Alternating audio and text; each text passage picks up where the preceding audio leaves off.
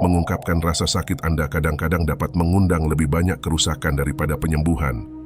Ini adalah kenyataan yang keras, bahkan ada orang yang menemukan kepuasan dalam menyaksikan penderitaan orang lain. Campuran yang mengganggu ini antara sadisme dan iri dapat secara signifikan menghambat pertumbuhan pribadi, biasanya muncul dalam berbagai bidang kehidupan kita, baik di tempat kerja, dalam lingkaran sosial kita, atau bahkan di antara keluarga. Namun, di dalam diri Anda terdapat sumber kekuatan yang luar biasa, kekuatan tersembunyi yang menunggu untuk dimanfaatkan. Seni mengubah kerentanan menjadi kekuatan yang tak tergoyahkan. Dalam video ini, kami akan menunjukkan kepada Anda prinsip stoik yang mendalam dari Epictetus, filsuf terkemuka yang wawasannya telah bertahan dari ujian waktu. Tetapi itu belum semua. Kami mengundang Anda untuk berpartisipasi aktif dalam perjalanan interaktif ini menuju penemuan diri dan pertumbuhan pribadi. Jadi untuk beberapa saat penting berikutnya, mari fokus secara mendalam pada apa yang dibagikan, mengesampingkan gangguan harian biasa. Ayo mulai dengan prinsip 1. Dengarkan 2 kali lebih banyak daripada yang Anda bicarakan. Pernahkah Anda merenungkan kesederhanaan di bagian anatomi kita ini? 2 telinga, 1 mulut. Ini bukanlah sekadar kebetulan alam, tetapi sebuah dorongan yang disengaja untuk membudayakan kebiasaan, mendengarkan cerita, penderitaan, dan kebahagiaan mereka di sekitar kita. Epictetus menunjukkannya ketika dia berkata, kita memiliki 2 telinga dan 1 mulut, sehingga kita dapat mendengarkan 2 kali lebih banyak daripada kita bicara. Mendengarkan lebih dari sekadar keterampilan, itu adalah jembatan menuju pemahaman. Mudah untuk menambahkan kebisingan, tetapi kekuatan sejati terletak pada mengetahui kapan harus diam, dalam memilih menjadi telinga yang empatik bagi dunia di sekitar kita. Dengan mendengarkan, kita membuka pintu ke perspektif baru, belajar pelajaran-pelajaran rumit kehidupan, dan terhubung secara mendalam. Jadi, sebelum mengucapkan kata-kata Anda berikutnya, berhentilah sejenak. Apakah itu akan menambah nilai, atau apakah Anda hanya mengisi keheningan? Ingatlah, pelajaran terkaya dalam kehidupan seringkali datang bukan dari suara kita sendiri, tetapi dari cerita orang lain. Prinsip 2. Jangan biarkan komentar dan sikap orang lain mengendalikan hidup Anda. Pernahkah Anda merasa seolah-olah Anda dengan mudah ditarik-tarik oleh kata-kata dan emosi orang lain? Setiap komentar sinis, setiap pandangan tidak setuju menarik tali-tali Anda, mengatur emosi Anda. Epictetus dalam kebijaksanaannya yang mendalam mengingatkan kita bahwa di teater kehidupan ini, kita memiliki pilihan untuk menguasai emosi kita. Mengapa biarkan negativitas orang lain menjadi kunci utama bagi keadaan emosional Anda? Ya, itu sulit. Kata-kata bisa menusuk, sikap bisa melukai, tetapi inilah kebenaran mentahnya. Saat Anda merasa marah atau layu karena kritik, Anda menyerahkan kekuasaan Anda. Anda mengatakan, mari, ambillah kendali atas kebahagiaan saya. Saatnya untuk merebut kembali kunci itu, bukan dengan rasa sakit atau kepahitan, tetapi dengan pemahaman bahwa kedamaian Anda, kegembiraan Anda adalah milik Anda sendiri. Epictetus tidak mencampur aduknya. Itu adalah jalan yang menantang, tetapi tanyakan pada diri sendiri, bukankah perjalanan untuk mendapatkan kembali kemandirian emosional Anda layak untuk dilakukan? Bukankah sudah waktunya untuk memutus tali-tali itu dan menari sesuai irama Anda sendiri? Prinsip 3. Siap untuk menerima yang terburuk. Ketidakpastian kehidupan bisa sangat menghimpit. Menghadapi ketidakpastian kehidupan, kita seringkali terjebak dalam jaringan ketakutan. Misalnya, ketakutan kehilangan pekerjaan, kecemasan tentang masa depan anak, kesedihan atas kegagalan pernikahan, atau bayang-bayang kebangkrutan keuangan. Setiap hari, ketakutan-ketakutan ini berubah, menciptakan siklus stres yang tak kenal lelah. Namun, dalam kekacauan ini, kebijaksanaan Epictetus menawarkan perspektif yang sangat berani. Dia menantang kita untuk merangkul yang terburuk, untuk menerima bahwa peristiwa-peristiwa ketakutan ini sudah terjadi. Apa yang bisa lebih menakutkan daripada itu? Itu adalah gagasan radikal, tetapi di dalamnya terdapat kebenaran yang mendalam. Dengan menghadapi ketakutan tergelap kita dengan tegas, kita membuka jalan melaluinya. Semangat kita tidak lagi terbelenggu oleh angan-angan, belajar untuk menavigasi kompleksitas kehidupan dengan ketangguhan dan kemuliaan. Mungkin merangkul yang terburuk benar-benar menjadi pintu gerbang kita menuju kedamaian batin. Menurut pemikiran Epictetus, yang mendorong kita untuk menghadapi badai kehidupan adalah bukan dengan rasa pasrah, tetapi dengan keberanian untuk percaya pada kemampuan kita untuk bertahan dan mengatasi. Prinsip 4. Jangan takut gagal karena itu adalah satu-satunya cara untuk berkembang. Bayangkan sebuah dunia di mana kegagalan Anda adalah batu loncatan Anda, di mana setiap kesalahan adalah kesempatan untuk berkembang, bukan hanya secara profesional tetapi juga pada inti dari diri Anda. Epictetus, seorang bijak stoik, percaya pada merangkul label sebagai orang bodoh. Mengapa?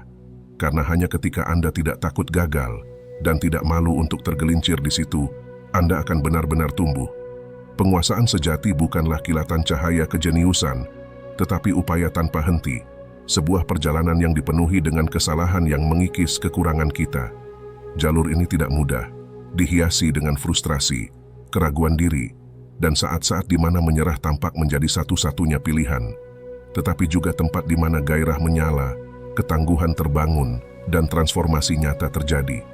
Seperti yang dikatakan Epictetus, bukanlah kemenangan spontan, tetapi pertempuran yang sulit yang membentuk kita.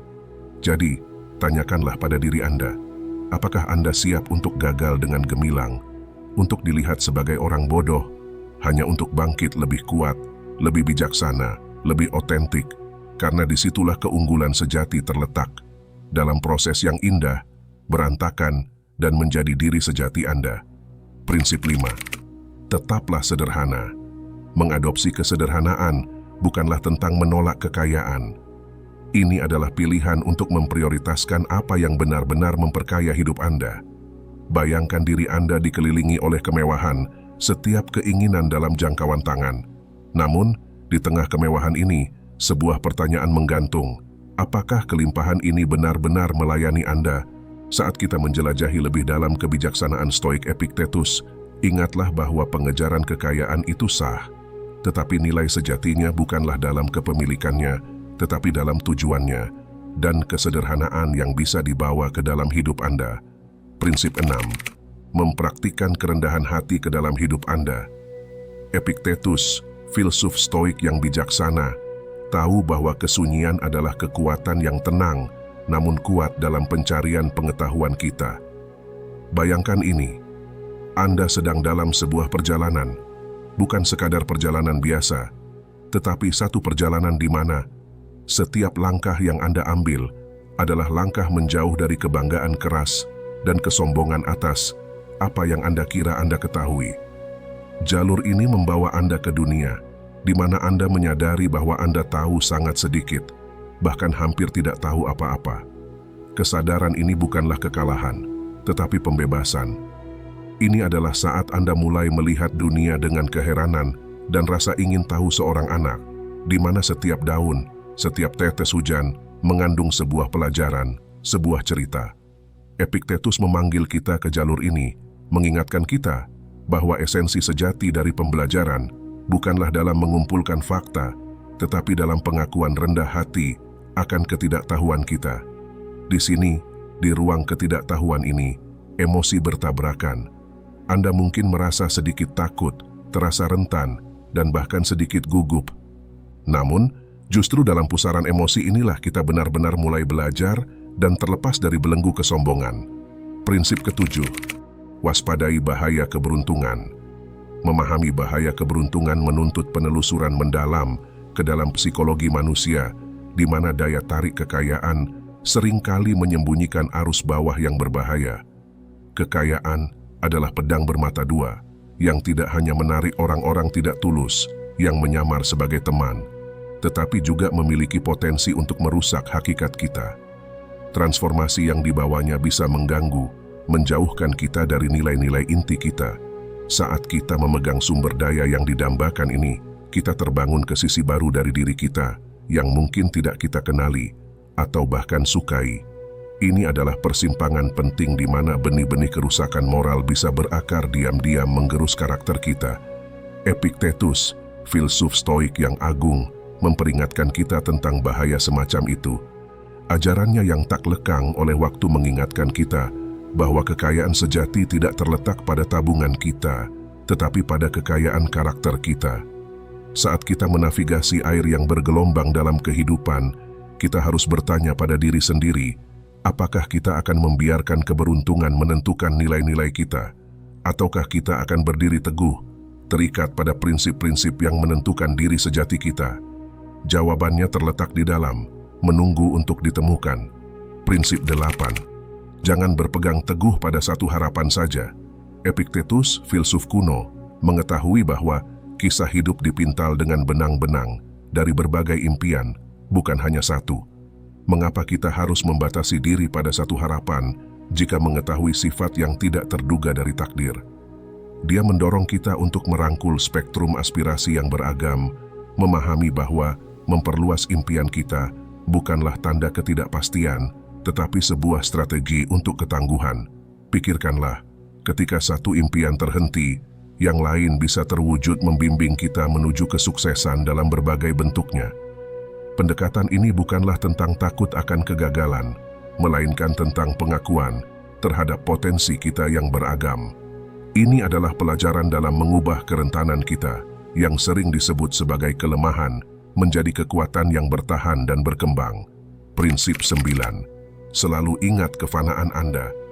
Kematian yang mengintai di ujung hidup menjadi pengingat tak henti-henti bahwa waktu kita terbatas.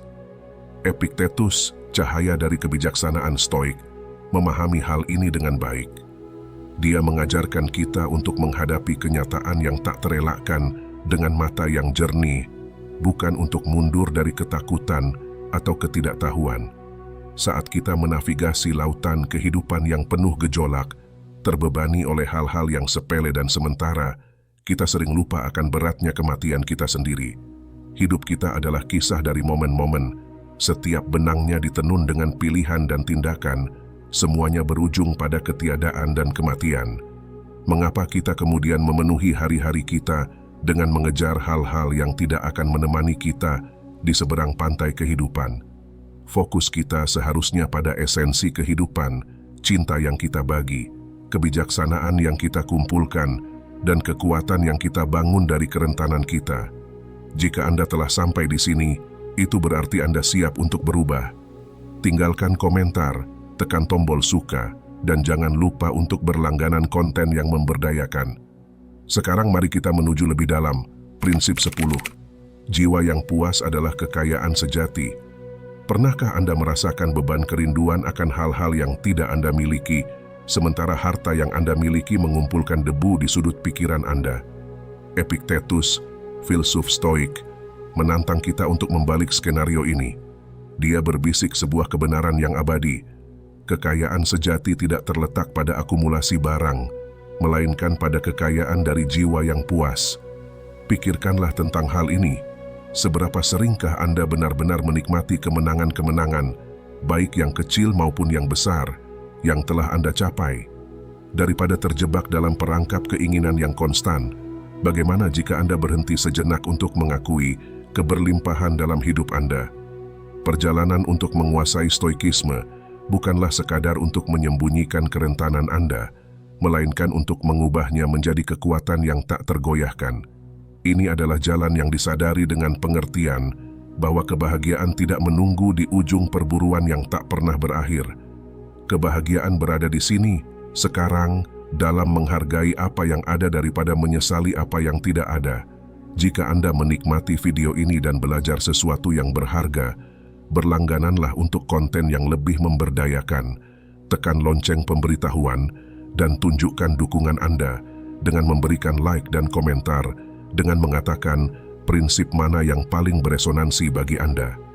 Untuk eksplorasi lebih lanjut, 2 video tambahan tentang kebijaksanaan Stoik akan muncul di layar Anda. Terima kasih telah menonton. Tetap tenang, bertindak dengan bijaksana, dan hidup dengan filosofi Stoik.